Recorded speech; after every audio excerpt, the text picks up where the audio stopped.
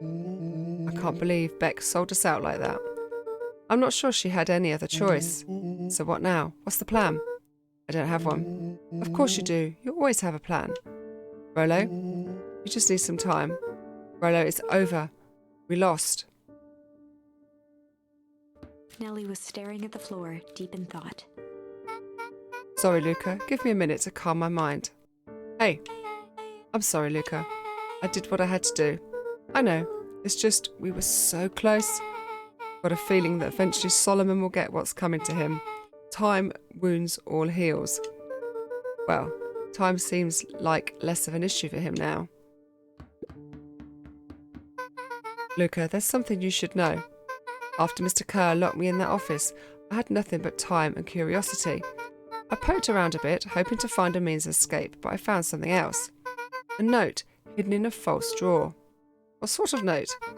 Dr. Prescott must have sensed his time at Perennial Harvest was growing short, so he left behind a letter with the hope it would be found by his successor. It was a confession of sorts. He left it for me. Its contents. Luca, I think they were meant for you. Why? What did it say? It was about an incident with your mother. Dr. Prescott found her in his lab with a stolen keycard. There was an accident. She had been exposed to extreme amounts of Tempus liquamine. The color dropped from Luca's face. Is she? She survived? Dr. Prescott decided to help her recover. He no longer trusted Perennial Harvest, so he kept her whereabouts a secret. Over time, your mother led him to reconsider the purpose of scientific discovery. Science is often at the vanguard of change, but that doesn't mean it's always right. He realised that no one should have control over something as powerful as time itself. I now believe that's why he began to intentionally sabotage his own work. And it cost him his life. That's a reasonable conclusion. Luca was overwhelmed with emotion. But if she's alive, where has she been? Well, we all know, don't we? Where is she now? A sudden explosion sounded from the hull. Chapter 8, Comeuppance. Comeuppance. Who is going to get their comeuppance, though? Ears still ringing, Gran picked herself up off the ground. What's Gran doing on the ground? Oh, yes, we had an explosion. Yes, there was an explosion. Things went boom. Through the dust and smoke, she looked over to see Mrs. Fratelli helping Hiram Tolliver to his feet. She'd had to beg, borrow, and steal to acquire those explosives. How many nights had she spent visualizing how she'd use them to make things right? And now, her one shot at destroying the source, that damned hole that swallowed so much of her life, was gone, traded for this jagged hole in a wall and a foolhardy shot at rescuing Rollo. I'm confused. What? Rescuing Rollo? And why are we not writing on page 68? Why have we gone from 67 to 69? What's wrong with page 68? With Fratelli and Tolliver at her side, she stepped through. It was a strange feeling. The last time she'd stalked this maze of hallways, it was in a different body. They quickly rounded a corner to find a group of clipboards guarding a door. Something worth guarding is probably something worth seeing. She leapt forward, brandishing her cane. I'm going to attack him with a cane. Get out of my way, or I'm going to smack you with my stick. If her last chance at vengeance for things lost was truly gone, she would just have to fight to keep what she still had.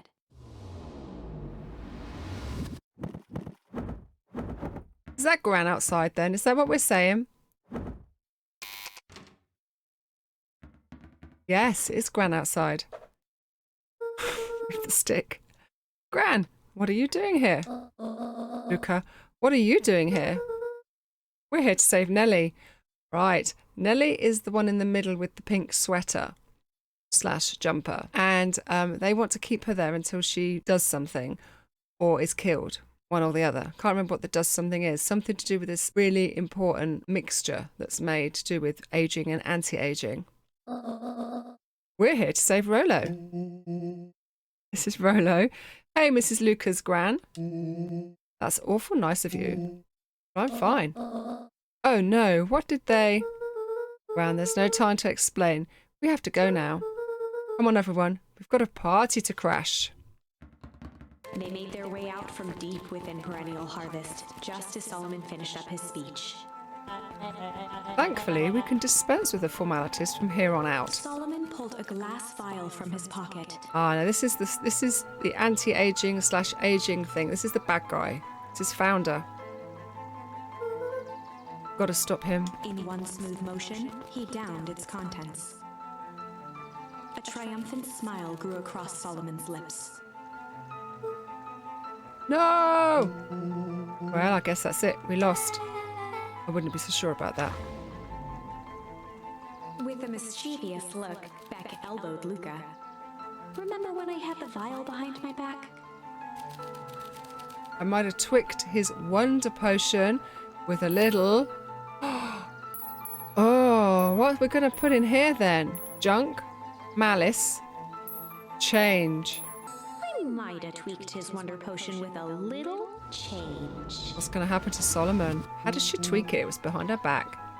Like pocket change? Got unlucky penny.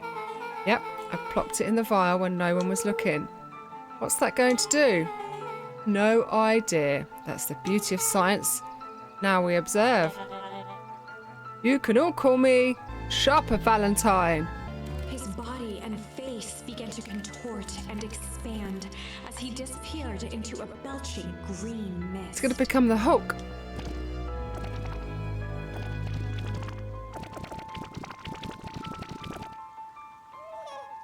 Where's it gone? Holy crap! He's a baby. Yeah, but he's still Sharper, right? What he was no longer matters. This is an innocent child. I apologise for all the harm my father has caused you. Alice awkwardly cradled the squirming child. She looked to her brother, her voice shaking with uncertainty. Augustus, what do we? We do what Valentines always do. What must be done? I'll hurry home and prepare a crib for father, young Sharper. That would be a great help. She looked back down at the infant with equal parts kindness and terror in her eyes. With a shake of her head, Eris addressed the crowd with a stern scowl. Okay, everyone, the show is over. You may leave now. Epilogue. It's near the end. Beacon Pine's coldest summer on record came and went without much fanfare. Folks shared what they had, and none were left wanting. The new that's school good. year was ushered in by the falling leaves of autumn. After everything Luca, Rollo, and Beck had been through, middle school was bearable. The chill of winter didn't seem to bother people much. They kindled a hope for a better future in their hearts. When spring arrived, farmers planted their crops with a sense of joy and optimism. And as the dawn of the first day of summer came again, its light slowly spread through the shallow valley. Decided they don't like writing on the even numbers. We only write on the odd numbers. It crept over the town square, across the river, past the neglected welcome sign, and came to rest on a young boy sleeping at dawn. His mind at peace, knowing he is here for a reason. Is this the happy ending? Really? I'm gonna put the same jumper on. God's sake, you could change your jumper. We go in there. Over time, Eleanor began moving Walt's old things out of the closet and into storage. No, we cannot. Eleanor had moved back into her bedroom, That's Mum. We know it's Mum that's back home then. and now that she wasn't sneaking out late, she even slept there most nights.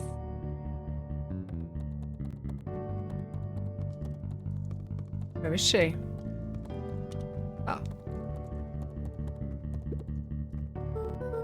Mum, I'm ready to go now.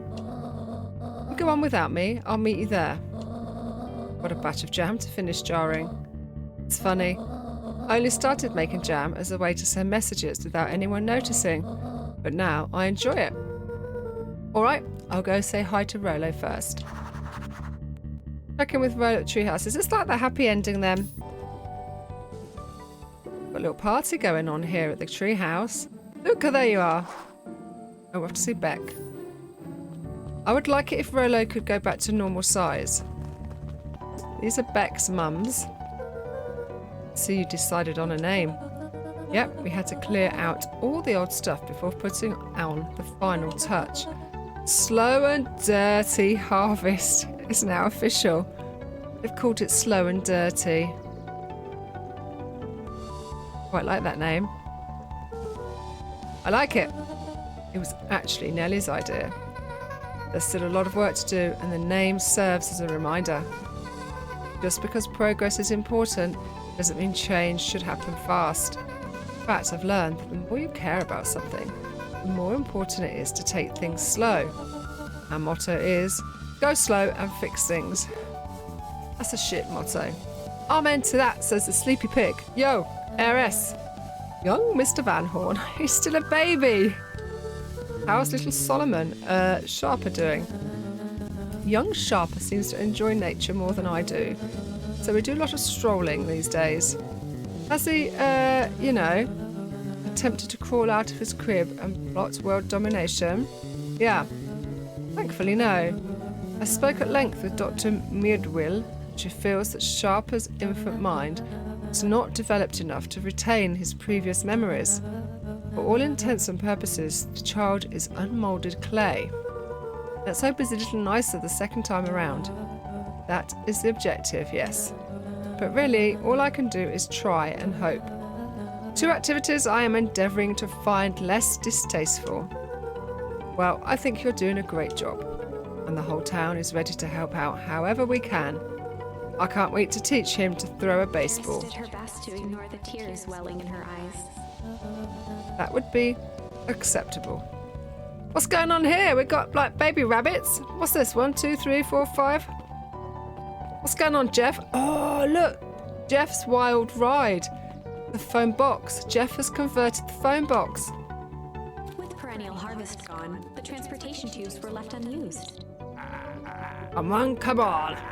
No one is too big, no one is too small. But Jeff's wild ride.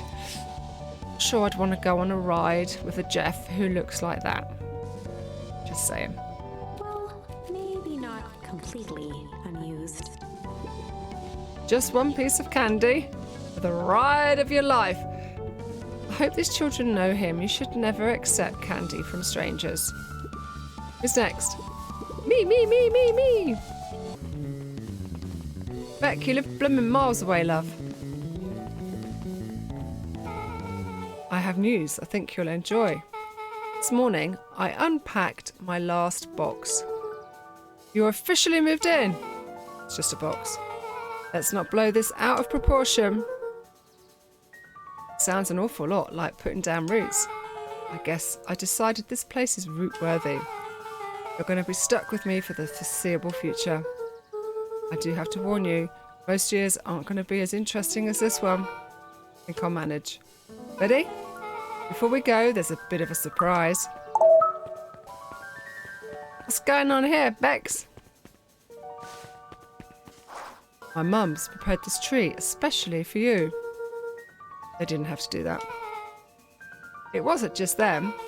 Just about the whole town pitched in. We all owe you. It should do okay in the cold of old Beacon Pines and thrive as things warm up. This is what I don't understand. How is old Beacon Pines going to warm up? It's like the South Pole down there. So how have they stopped the source? Did we miss something there? Was it that explosion at the beginning? I've got holes in this perfect scenario that we're working our way through. But at the moment, I don't feel this is complete. Still have questions. When you're ready, we've got to take Jeff's wild ride to old Beacon Pines. Oh, we've got to take the ride. Yes, let's do it. Right, we're going on Jeff's wild ride. Ah, you got it. Now that's a good-looking tree. You keep your mitts off my tree. Being a special occasion and whatnot. This ride's on the house. Ooh, well, you look after my tree then, Jeff. You're going to wanna hang on tight to that little tree or just leave it somewhere safe. Going on a wild ride. Buckle up, people. Oh, we're here already. We've done it. I think this is it.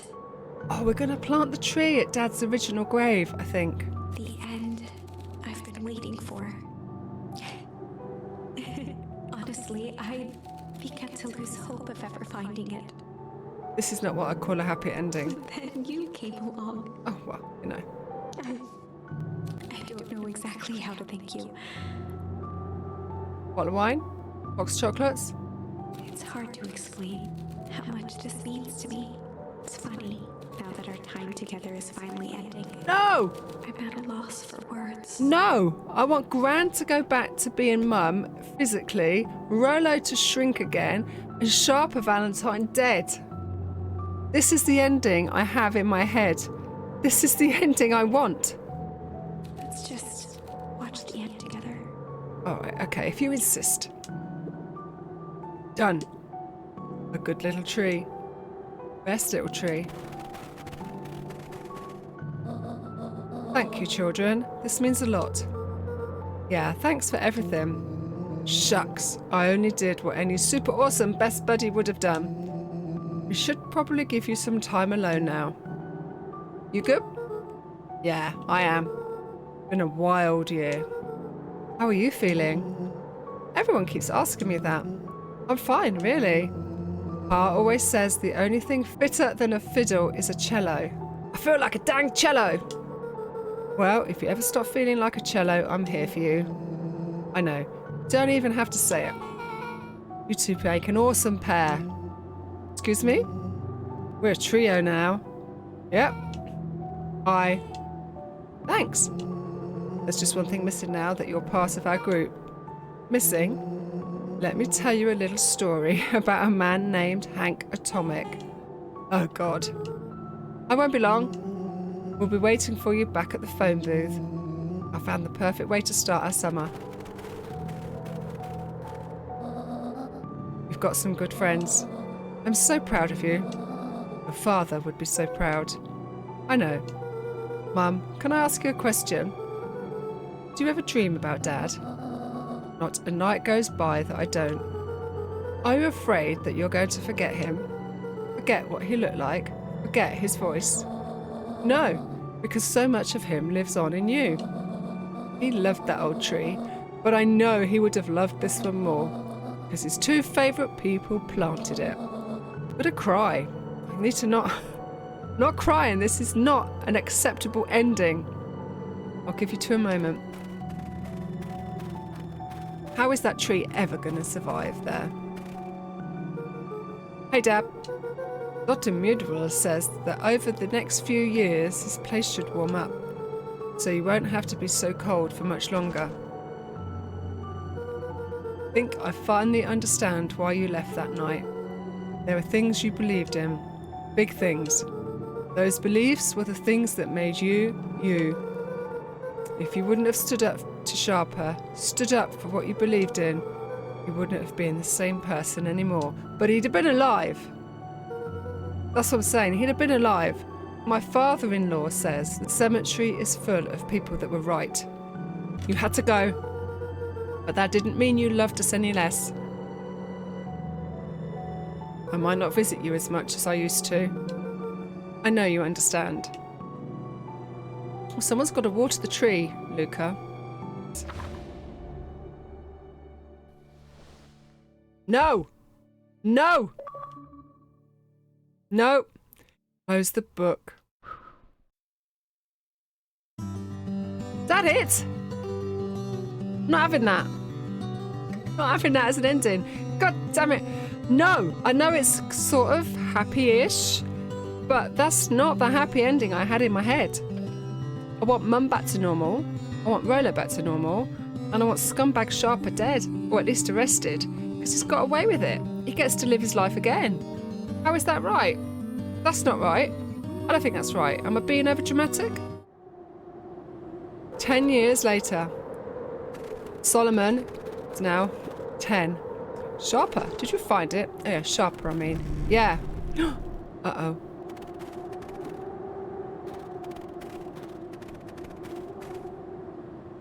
Uh-oh. Does it begin again? Here we are, we're back with the book. Right, let me in. Let me into the book. Yes, we could do it. We could do it. Right, so it's just these two here. Got two other endings then.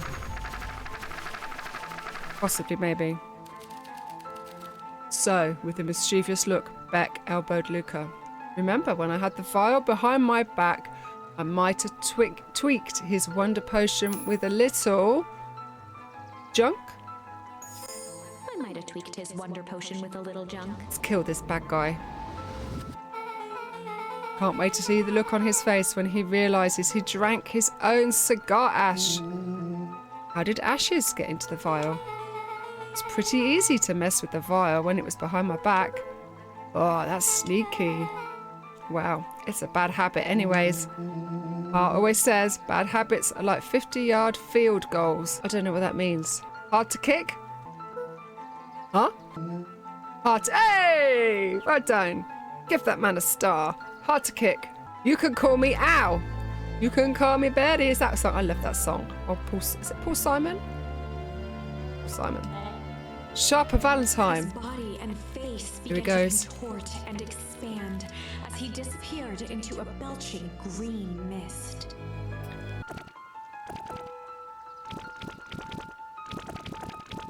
Is he gonna die? He's just gone grey. He's died! In a puff of smoke! Of ash, even. This is a good sign. This is a good sign. Well, that's one way to kick a bad habit. Sharper Valentine has disintegrated into ash. Valentine wafted into the air. The crowd began to disperse, still numb from what they had just observed. Wafted. That's a good word. Wafted. Sharper Valentine was gone for good. Yay! His end would be a new beginning for Beacon Pines. Yay! A new chance to let go of the things they had lost and grab hold of a new future. Yay! This is good. This is good. The end. Or is it? Well, I'd be lying if I said that wasn't a bit gratifying. It was immensely gratifying. If that feels to you like a good note to end on, I won't stand in your way. What? Oh, is that it? Can't end like that. No. No, you can't end like that. What about old gran / mum? So we're going to have to go with... This is the final one then. This is the final one. Malice. I might have tweaked his wonder potion with a little malice. Malice? The whiskey from his office? Yep.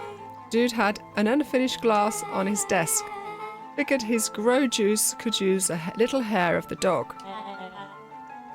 You can all call me Sharper Valentine. His body and face began to contort and expand as he disappeared into a belching green mist.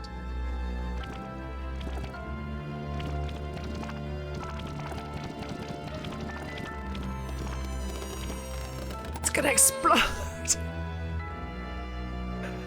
He went poof with confetti. It's old Mario. Mario. Now that's what I call 80% poof whiskey. I see what you did there, Rolo. Damn, dude.